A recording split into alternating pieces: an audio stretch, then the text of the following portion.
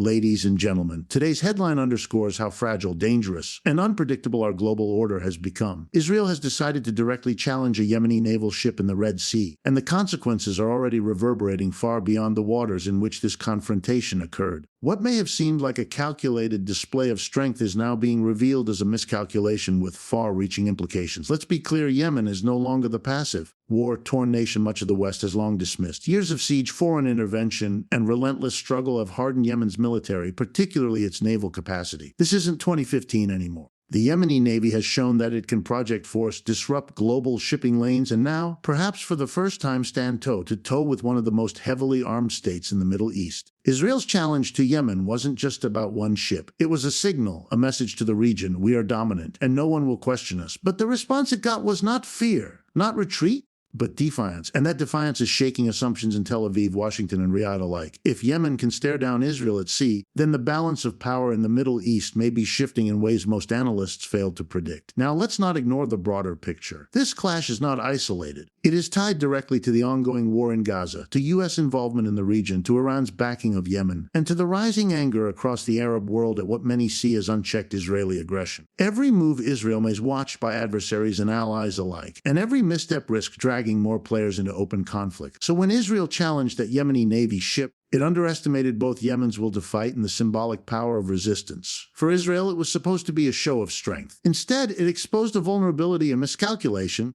and frankly, big mistake. For years, Yemen was regarded in the global political and military arena as a country on the margins, a nation devastated by civil war, plagued by foreign intervention, and often dismissed as too broken, too poor, and too fractured to stand on its own feet. The international press frequently painted Yemen as a humanitarian disaster zone, which it certainly has been, but rarely did analysts take the time to examine what the years of siege, bombardment, and struggle were doing to the structure of Yemen's resistance movements and, more importantly, to its military capability. The story of Yemen in recent years has been one of profound suffering, but also of an extraordinary transformation, one that most powers in the region, particularly Israel, failed to take seriously. And that failure is now coming to light in dramatic fashion with the recent confrontation at sea. When we think of naval power in the Middle East, our minds traditionally go to the fleets of the United States stationed in the Gulf, to Israel's technologically advanced naval units, or perhaps to Iran's capacity for asymmetrical warfare in the Strait of Hormuz. Yemen rarely entered the conversation. After all, what could a blockaded, impoverished country like Yemen possibly contribute to maritime strategy? But history has repeatedly taught us that wars of attrition, sieges, and long struggles often forge capabilities that no one expects until they are revealed under pressure. Yemen has been fighting for survival, and in that crucible it has developed tactics, weapons, and resilience that allow it not only to resist, but also to project force in its waters and beyond. This resilience did not emerge overnight. It is the product of almost a decade of continuous conflict, where Yemen has had to adapt under some of the harshest conditions imaginable. With foreign powers controlling its skies, bombing its cities, and trying to strangle its economy, Yemen could not hope to build a conventional navy in the image of a superpower. But it could innovate, and innovate it did. Improvised naval mines, missile systems adapted from land-based units, small but mobile patrol boats turned into weapons of disruption, and most importantly, a growing mastery of drone technology. These became the tools of a navy not built for ceremonial displays, but for raw survival and deterrence. When Israel decided to challenge Yemen at sea, the expectation was likely that Yemen would retreat, or at most put up token resistance.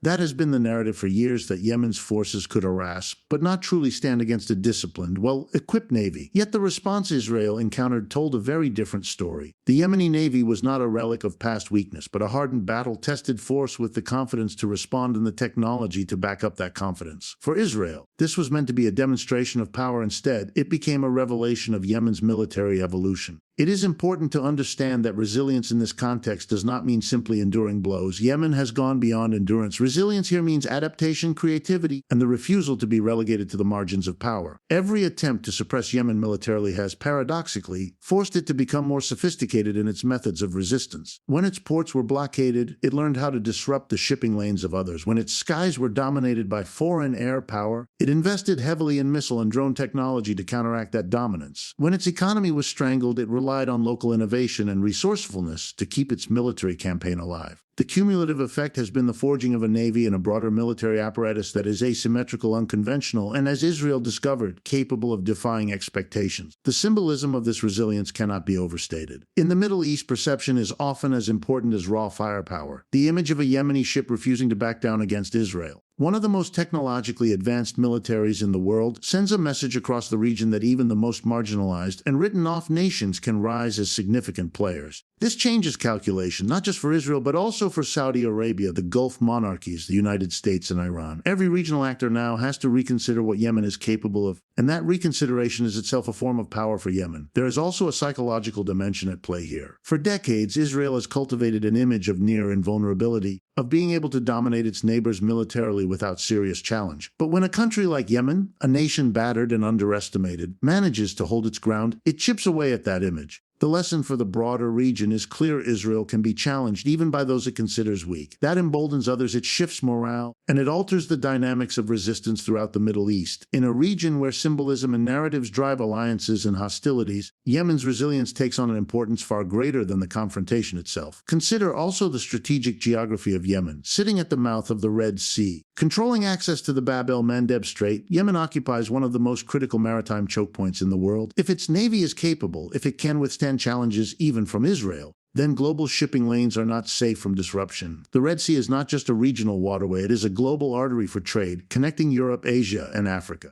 Yemen's resilience means that this artery can no longer be taken for granted. What was once dismissed as a failed state on the margins now commands a piece of geography central to global economics, and it has the military means to enforce its presence there. The confrontation with Israel is therefore more than just a single clash. It is the visible tip of a much deeper transformation. For Yemen, every act of defiance at sea is proof to its people and to its allies that their sacrifices have not been in vain, that years of hardship have forged not weakness but strength. For Israel, every such confrontation is a warning that its assumptions about the vulnerability of its adversaries are flawed, that the region is shifting beneath its feet. And for the global community, particularly the West, it is a reminder that dismissing smaller, poorer nations as irrelevant is a mistake with real and costly consequences. What makes Yemen's resilience even more striking is that it is not merely reactive. Yemen is not simply defending its waters, it is actively shaping the battlefield. Reports of Yemeni forces targeting shipping linked to Israel or its allies show a proactive strategy, one designed to put pressure not just militarily but economically and politically. This is a hallmark of resilience elevated into strategic initiative. Yemen is no longer a passive victim of aggression, but an actor imposing costs on those who challenge it. And that is the very definition of resilience turned into power. Furthermore, the resilience of Yemen's navy is not limited to ships and missiles. It extends to the morale of its people and fighters. Decades of intervention, blockade, and bombardment have not broken Yemen's will, they have reinforced it. Every confrontation with a stronger power becomes a story of resistance, a rallying cry, a demonstration that the nation is still standing. In this way, resilience becomes not just a military characteristic, but a cultural and political force, binding Yemenis together in their struggle and signaling to the world that they cannot be erased or silenced. This reality has profound implications for Israel and its allies. Engaging with Yemen is no longer a matter of brushing aside a weak adversary. It is now a confrontation with a hardened, determined, and resourceful force that has proven its capacity to strike back. The assumption that Yemen could be bombed into submission or blockaded into irrelevance is collapsing. Resilience has transformed Yemen from a perceived victim into a player, one capable of shaping regional events in ways that ripple outward across the globe. And so, when Israel challenged a Yemeni Navy ship, it did not encounter the fragile opponent it expected. It encountered resilience forged in fire, resilience that refuses to back down, resilience that represents a decade of survival turned into capability. That resilience is now forcing the world to take Yemen seriously, to acknowledge that even the weakest-looking nations can emerge as formidable adversaries when pushed to the brink. For Israel, for the United States, for Saudi Arabia, and for all those who underestimated Yemen, this is a lesson written not in theory but in the hard reality of confrontation at sea. When Israel made the decision to confront Yemen's naval forces in the Red Sea, it was acting under the assumption that it could assert dominance without consequence. This was not just a tactical maneuver, but a geopolitical gamble, one shaped by years of thinking that Yemen was too fragmented, too impoverished, and too isolated to pose any meaningful threat. The miscalculation lies not simply in underestimating Yemen's capacity to fight back, but in failing to see how that fight back reverberates across the Middle East and the wider world. Israel did not just misjudge Yemen's strength, it misjudged the symbolic and strategic consequences of challenging it. The mindset behind such a move is rooted in a familiar pattern of power politics. States that possess technological superiority and backing from superpowers often assume that smaller, war-torn countries cannot possibly muster the resolve to resist effectively. Israel, with its sophisticated naval technology, its intelligence networks, and the implicit backing of the United States, calculated that a display of force against Yemen would project strength and deter other adversaries from testing its will. But history is filled with examples of great powers underestimating the resilience of nations they considered weak. Vietnam against the United States, Afghanistan against both the Soviet Union and later the United States, even Iraq's insurgencies against occupying forces, all testify to the fact that misjudging the resolve of an opponent leads to strategic blunders. Israel has now added Yemen to that list. What Israel miscalculated most profoundly was the intersection of material capability and political will. Yemen's navy, though not vast in numbers or advanced in equipment compared to Israel's, has been shaped by necessity into a force that is both adaptive and unpredictable. But beyond that, Yemen's willingness to engage in direct confrontation, even against a stronger power, signals something Israel did not anticipate. This is not a nation seeking to avoid escalation at all costs. This is a nation that sees escalation as leverage, as a tool to alter the balance of power. By engaging Yemen, Israel invited a confrontation that Yemen was prepared to meet head-on. That willingness alone shifts the dynamics of the Red Sea conflict. The Red Sea itself adds another layer of danger to Israel's miscalculation. This waterway is not a marginal theater of conflict. It is a lifeline of global trade, with millions of barrels of oil and countless goods passing through the Bab el-Mandeb Strait. By turning this region into a battleground, Israel has not only challenged Yemen but also risked the ire of international stakeholders whose economies depend on stability in those shipping lanes. In underestimating Yemen's resolve, Israel has created the conditions for a wider crisis, one that could draw in actors far beyond the immediate confrontation. Yemen knows this, and it has used its geographic position strategically, turning what might have been seen as weakness into a source of leverage. The broader geopolitical miscalculation here is that Israel treated Yemen as though it existed in isolation, detached from the currents of regional politics. But Yemen does not stand alone. Its confrontation with Israel cannot be divorced from the war in Gaza, from Iran's growing influence, from the anger across the Arab and Muslim world at perceived Israeli aggression, and from the sense of solidarity that connects movements of resistance across the region. Yemen's resolve is not just its own. It is tied to a broader network of actors who view its defiance as part of a larger struggle. Israel, by challenging Yemen, did not just provoke a poor nation on the margins. It provoked a node in a larger web of resistance, one that includes Hezbollah in Lebanon, militias in Iraq, and Iran itself. Misjudging that context is perhaps the most dangerous element of Israel's move. The confrontation also carries political consequences at home for Israel. Leaders who portray themselves as strong and decisive cannot afford to appear as though their actions backfired. Yet, when a supposedly weak adversary like Yemen demonstrates the ability to withstand and even push back, it exposes cracks in the narrative of invincibility that leaders in Tel Aviv rely upon. That creates political vulnerabilities domestically, where citizens begin to question whether their government's aggressive strategies are truly making the nation safer, or instead exposing it to unnecessary risks. This internal dimension is another part of the miscalculation. It is not simply about ships on the water. It is about the political ripple effects that follow when the myth of unquestioned strength is punctured. From a strategic perspective, Israel's underestimation of Yemen also complicates its relationships with allies. The United States, already stretched thin by commitments in Europe and Asia, does not want another flashpoint in the Middle East to spiral out of control. By drawing Yemen into direct confrontation, Israel has added another layer of tension for Washington to manage. Saudi Arabia, too, cannot be comfortable with this escalation given its own past struggles against Yemen's resistance forces. What Israel thought would be a show of dominance has instead risked alienating or unsettling allies who prefer quiet stability to open conflict. This is another aspect of the miscalculation, treating a high-risk move as though it were low cost. On the ground, the effect of this miscalculation is emboldening for Yemen. Every time a weaker state resists a stronger one and survives the encounter, it gains confidence, legitimacy, and momentum. For Yemen, the confrontation is not merely defensive. It is a validation of its narrative of resistance. The longer Yemen holds its ground, the more its standing in the region grows. That, in turn, increases its ability to form alliances, to attract support, and to negotiate from a position of strength. Israel, in underestimating Yemen's resolve, has unintentionally given it a platform to amplify its influence far beyond what military might alone would justify.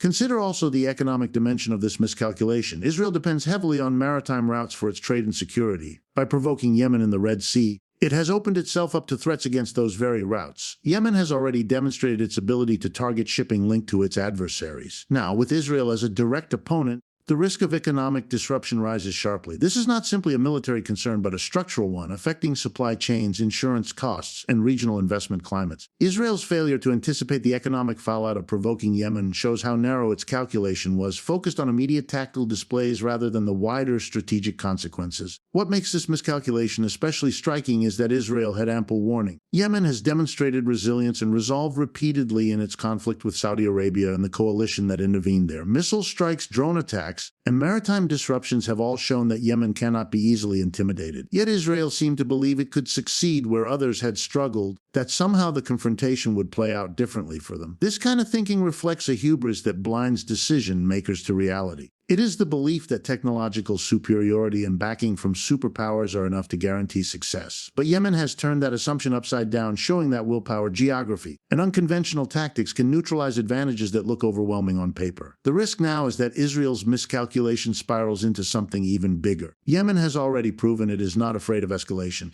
Each new confrontation risks widening the conflict, pulling in other actors, and threatening broader regional stability. The Red Sea could become another flashpoint in a region already brimming with them, and that instability could have consequences that ripple across global politics. For Israel, the challenge is not just Yemen's resolve, it is the possibility that this misstep unleashes dynamics far beyond its control. What stands out most of all is that Yemen has turned what Israel thought would be a moment of intimidation into a moment of empowerment. By underestimating Yemen's resolve, Israel misread the situation fundamentally. It thought it could dictate the terms of engagement, but Yemen has shown that it has a say in those terms as well. The confrontation is no longer one-sided. It is contested, unpredictable, and fraught with risks that Israel cannot easily manage. The very act of underestimation has created a new reality in which Yemen holds more power than before. The confrontation between Israel and a Yemeni naval ship may seem at first glance like an isolated skirmish in a distant waterway, but that would be a shallow reading of events. Nothing in the Middle East exists in a vacuum. Every conflict, every act of defiance, every miscalculation reverberates across the region, reshaping alliances, intensifying rivalries, and redrawing the lines of power. When Israel challenged Yemen at sea, the consequences spread far beyond those waters. The confrontation tapped into deeper currents: the ongoing war in Gaza, the steady hand of Iran in supporting movements opposed to Israeli and Western influence, and the inevitable involvement of the United States, which cannot stand by as one of its closest allies is tested. These are the ripple effects, and they are already visible. At the heart of this story lies Gaza. The war there has reignited anger across the Arab and Muslim world, producing waves of solidarity that cross national boundaries. Yemen's confrontation with Israel at sea cannot be divorced from that reality. The Houthis in Yemen have declared themselves part of the broader resistance front against Israel, framing their actions not as isolated provocations, but as contributions to a larger struggle. In the eyes of their supporters, every missile launched, every ship confronted, is an extension of the battle being fought in Gaza. This connection gives the Yemeni Navy's defiance a symbolic weight far greater than the military clash itself. By standing against Israel, Yemen positions itself as an actor in the defense of Palestine, a mantle that carries enormous resonance throughout the region. The ripple effects of this are profound. In Lebanon, Hezbollah watches closely, drawing strength from the fact that Israel is facing challenges on multiple fronts simultaneously. In Iraq, militias aligned with Iran see in Yemen's actions a confirmation that resistance movements across the region are coordinated, resilient, and capable of striking Israel and its allies in diverse ways. The Palestinian factions themselves draw encouragement, seeing that their struggle in Gaza is not isolated but part of a regional front. For Israel, this multiplies the pressure, as each act of defiance by Yemen feeds into a narrative of encirclement and rising resistance. For the region, it suggests that the Gaza war is not contained but is instead spilling outward, inflaming tensions from the Levant to the Arabian Peninsula. Iran's role in all of this cannot be understated. For years, Tehran has invested in supporting groups that oppose Israel and Western influence in the region, whether through material support, training,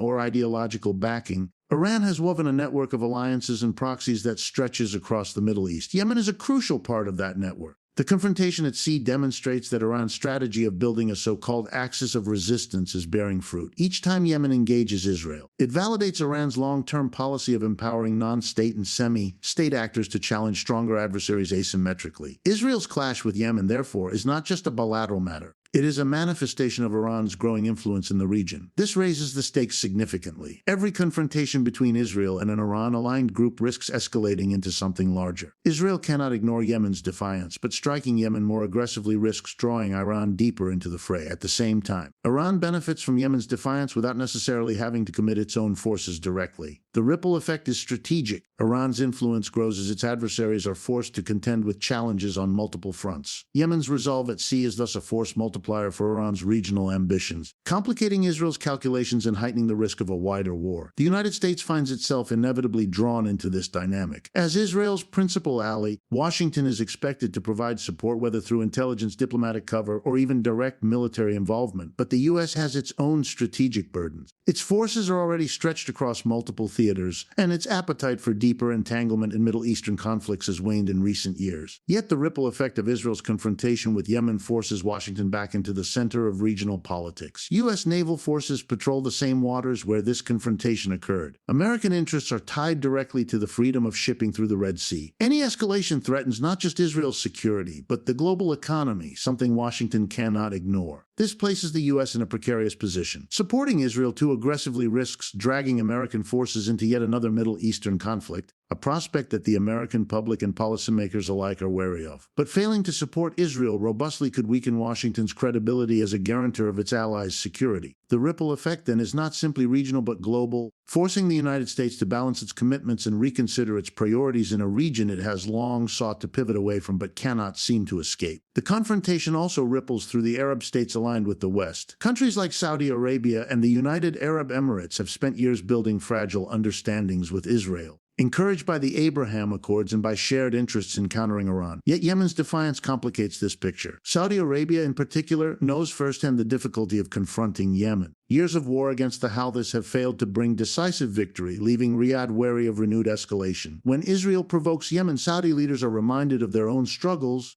and they must calculate whether aligning too closely with Israel in this conflict risks entangling them in a fight they would rather avoid. The ripple effect here is the potential unraveling of normalization efforts and the straining of alliances that Israel has worked hard to cultivate. Meanwhile, Turkey, Qatar, and other regional actors see opportunities in these developments. By voicing support for Gaza and by pointing to Yemen's defiance as an example of resistance, they strengthen their own standing in the Arab and Muslim worlds. The ripple effects, therefore, extend into the realm of soft power and diplomacy, as different states position themselves in relation to Israel, the United States, Iran, and the Palestinian cause. The confrontation in the Red Sea becomes not just a military matter but a diplomatic fault line running across the Middle East. The economic ripple effects are just as serious. The Red Sea is a vital artery of global commerce. Instability there raises insurance costs, disrupts shipping schedules, and threatens the flow of energy supplies. The confrontation with Yemen sends a signal to global markets that this road is not secure. Shipping companies must weigh the risks of passing through these waters, while governments in Europe and Asia worry about supply chain disruptions. Israel's clash with Yemen thus has consequences far beyond the Middle East, affecting global trade and economic stability. This adds pressure on international actors to intervene diplomatically, creating another layer of complexity in the already tangled web of regional politics. For Israel itself,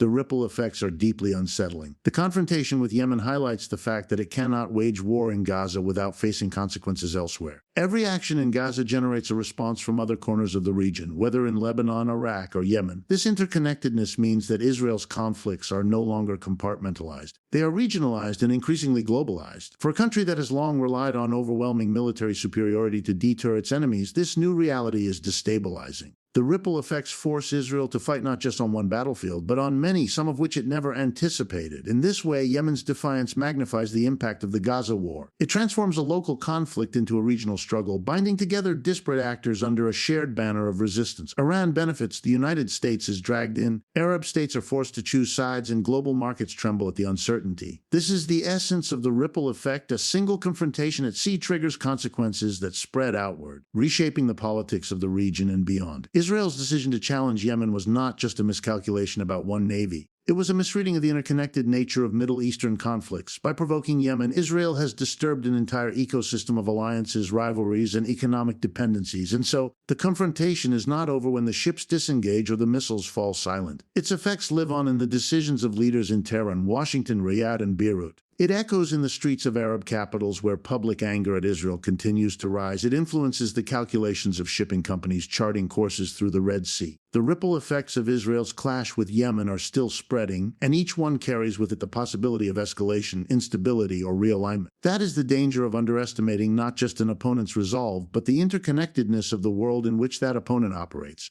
For decades, Israel has cultivated and reinforced an image of overwhelming military dominance in the Middle East. Its victories in past wars, its advanced technology, its close ties with the United States, and its reputation for preemptive and decisive strikes all combined to give the impression that Israel could not be seriously challenged by any of its regional adversaries. That image of dominance was not just military, it was psychological, political, and cultural. It shaped the way Israel's neighbors viewed it, the way its allies relied on it, and the way resistance movements measured themselves against it. But when a nation like Yemen, long dismissed as weak and broken, stands up to Israel in a direct confrontation, that perception begins to shift in ways that Israel never intended and cannot fully control. What makes Yemen's defiance so powerful in this context is not simply the clash itself, but the story it tells. Here is a nation that has been bombarded for years, blockaded, fragmented by internal divisions, and written off by many as a failed state. And yet, in the waters of the Red Sea, it was able to challenge one of the region's most advanced militaries and emerge with its resolve intact. That story resonates across the Middle East. It suggests that Israeli dominance is not as unshakable as it once appeared. It shows that even the weakest-looking actor, when driven by determination and necessity, can force Israel to take notice, to adapt, and perhaps even to hesitate. This change in perception is subtle but profound. For decades, Israel's deterrence rested on the assumption that any challenger would pay too high a price. Lebanon in 1982, Iraq's nuclear program in 1981, Syria's positions in the Golan Heights. Time and again, Israel demonstrated that it could strike first, strike hard, and dictate the terms of engagement. But Yemen's confrontation disrupts that narrative. It is not about overwhelming Israel militarily, it is about refusing to be intimidated. And when intimidation fails, the aura of dominance weakens. The region begins to see that Israel, for all its power, can be defied. That realization alone is enough to shift calculations in capitals from Beirut to Tehran to Riyadh. Consider the effect this has on resistance movements like Hezbollah. For years, Hezbollah has maintained a tense balance with Israel, carefully calibrating its actions to avoid full-scale war while still claiming the mantle of resistance. Watching Yemen stand its ground bolsters Hezbollah's confidence that Israel's deterrence is eroding. If Yemen, with far fewer resources, can challenge Israel at sea, then Hezbollah's own substantial arsenal looks even more formidable. The same is true for militias in Iraq and Syria, which see in Yemen's actions a confirmation that Israel can be confronted without necessarily inviting annihilation. The perception shift is not about Yemen alone, it radiates outward, strengthening the will of others who oppose Israel. The psychological impact extends beyond resistance groups. Ordinary people across the Arab and Muslim world,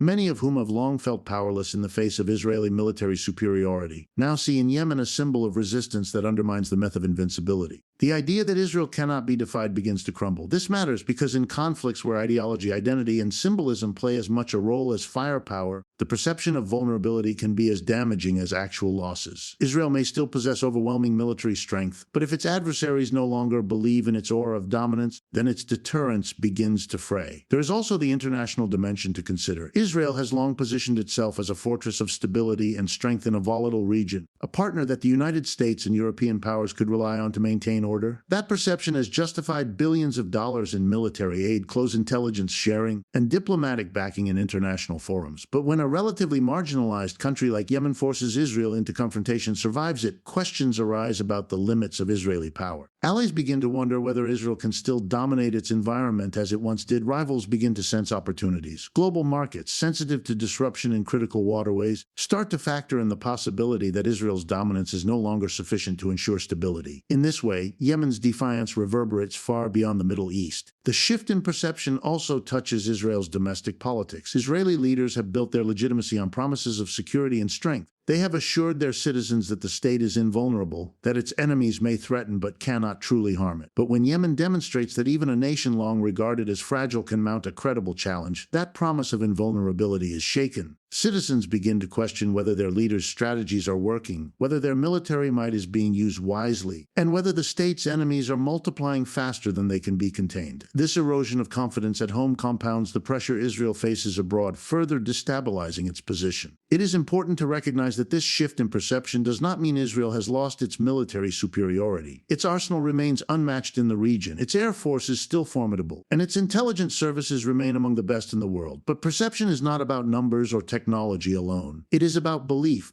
in dominance, belief in deterrence, belief in the futility of resistance. Yemen's defiance chips away at that belief. It plants the idea that resistance is not only possible but meaningful, that Israel can be confronted, that its dominance can be challenged. Once that idea spreads, it becomes a force of its own, shaping decisions and emboldening adversaries in ways that raw military superiority cannot easily counter. The symbolic nature of the confrontation cannot be overstated. The Red Sea is not just any body of water, it is a strategic corridor connecting continents and economies. For Yemen to assert itself there, against Israel is to send a message that resonates globally that Israeli power has limits. The image of a Yemeni ship standing its ground against Israeli naval forces undermines decades of carefully cultivated narratives of control. It suggests that Israel's dominance, while real in material terms, is vulnerable in the realm of perception. And in geopolitics, perception often drives reality. The ripple effects of this shift in perception extend even to states that are not directly involved in the conflict. Countries considering normalization with Israel or deeper economic ties must now weigh the risks of associating with a state that appears less invulnerable than before. If Israel can be challenged in the Red Sea, then perhaps its security guarantees are not as ironclad as promised. If Yemen can disrupt regional stability by defying Israel, then perhaps aligning too closely with Tel Aviv carries more risks than rewards. The shift in perception, therefore, is not only about resistance groups, but about state-to-state relations, about the calculations of leaders in Cairo, Amman, and beyond. Israel itself is not blind to this danger. Its military strategists understand that perception is as critical as firepower. That is why Israel has historically emphasized rapid, decisive victories to maintain the image of overwhelming strength. But when an opponent like Yemen refuses to be cowed, refuses to back down, and instead turns the confrontation into a symbol of defiance, Israel's usual playbook is disrupted. The perception of dominance cannot be maintained through force alone. It requires adversaries to believe in it. And once that belief is undermined, dominance becomes harder to sustain. The lesson here is one that great powers throughout history have had to learn. Dominance is not eternal. It depends on constant reinforcement, on maintaining the perception that resistance is futile. When that perception is broken, even by a seemingly small actor, the entire structure of dominance begins to wobble. Yemen's defiance may not alter the balance of power overnight, but it has introduced doubt, and doubt is the enemy of deterrence. Israel now faces the challenge of restoring an image that has been tarnished, of convincing adversaries and allies alike that its dominance remains unshakable. Yet the very act of confrontation with Yemen has made that task more difficult, because the story of resistance is already spreading. And so the perception of Israeli dominance is shifting. What was once seen as absolute is now viewed as vulnerable. What was once considered unchallengeable is now questioned. Yemen's defiance has shown the region that power is not only about weapons and alliances, but about will and resilience. That lesson is now etched into the consciousness of the Middle East, and it will shape the way states and movements alike calculate their next moves. The aura of dominance that Israel relied upon has been pierced, and once pierced, it can never be restored to its original form.